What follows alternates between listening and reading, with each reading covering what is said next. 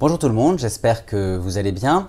Alors aujourd'hui, pour l'anecdote de la semaine, je vous propose de parler d'une expression française bien connue, une expression dont j'ai appris les origines lors de ma visite du petit appartement du roi au château de Versailles. Il s'agit de l'expression « être invité au débeauté ». Alors, petite parenthèse avant de vous en dire plus, le petit appartement du roi à Versailles dont je viens de vous parler est vraiment un incontournable. C'est vraiment une visite à faire si vous pouvez. Il se visite avec un guide uniquement, donc si vous voulez découvrir ces pièces qui sont habituellement fermées au grand public, c'est très simple, il vous suffit de vous inscrire sur le site du château de Versailles. Bref, revenons à notre invitation au débeauté. Comme vous le savez, cette expression signifie qu'on est invité de manière impromptue, ou selon une autre expression bien connue, qu'on est invité au pied levé. Eh bien, je ne sais pas si vous savez, mais l'expression « être invité au débeauté » trouverait son origine chez le roi Louis XV, au milieu du XVIIIe siècle donc. Alors tout se passe quand Louis XV rentre de la chasse, vous savez, un de ses passe-temps favoris quasi quotidiens. Il arrive alors par la cour d'honneur du château de Versailles, il descend de cheval au niveau de la cour royale, puis il emprunte la cour de marbre, cette jolie cour de marbre qui est réservée à la famille royale. Ici, il peut accéder à son grand appartement, vous savez, son appartement principal, cet appartement où il mène sa vie publique d'apparat. Alors comme vous le savez aussi certainement, depuis Louis XIV, dans ses appartements, l'étiquette va régir les grands moments de la journée. Et le roi se doit de se lever en public, de déjeuner, de dîner ou de souper devant les courtisans, et enfin de se coucher également devant une audience choisie. Alors Louis XV, comme Louis XVI d'ailleurs après lui, est moins féru de l'étiquette qui impose une vie publique assez contraignante. C'est d'ailleurs pourquoi il va notamment réaménager et utiliser plus régulièrement son petit appartement pour gagner en intimité et vivre de façon plus privée et moins pesante avec ses proches. Cependant, Louis XV continue aussi à se plier bien sûr à de nombreuses règles et beaucoup de moments de sa journée restent régis par des cérémonies et par l'étiquette. Et donc, comme je vous l'expliquais, quand il revient de la chasse, il se rend dans son grand appartement, donc cet appartement d'apparat, puis il gagne son cabinet du conseil, ou alors sa chambre, pour un cérémonial qu'on appelle le cérémonial du débeauté du roi. Comme pour les autres cérémonies de la journée, les membres de la famille royale et de la cour sont conviés à ce débeauté du roi. Alors pour information, ce sont globalement les mêmes invités que pour la cérémonie du lever du roi.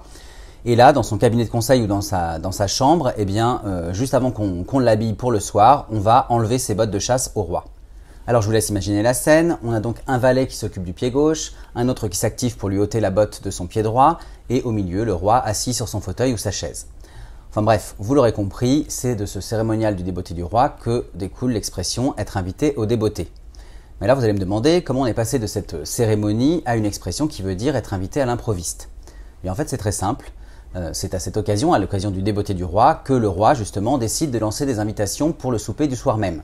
Alors ici, quand je dis souper, il s'agit en fait de notre dîner à nous. Ce souper est bien souvent organisé dans la salle à manger des retours de chasse qui se trouve dans son petit appartement. Et donc vous voyez que assister à ce souper des retours de chasse, c'est un moment important pour un courtisan puisqu'il est invité dans un moment intime avec le roi.